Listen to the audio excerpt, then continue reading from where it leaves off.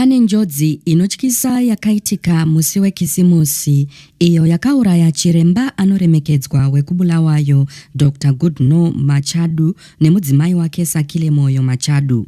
Muri yeZimbabwe ndinokuchingamidzai zvakare panonzi pano.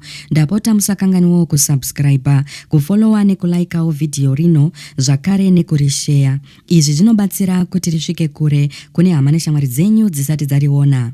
Tsaona yemumugwagwa yakaipisisa kumasvingo musi wa25 Zvita 2025 yakauraya chiremba anoremekedzwa wekubulawayo Dr. Goodnow Machadu nemudzimai wake Sakile Moyo Machadu.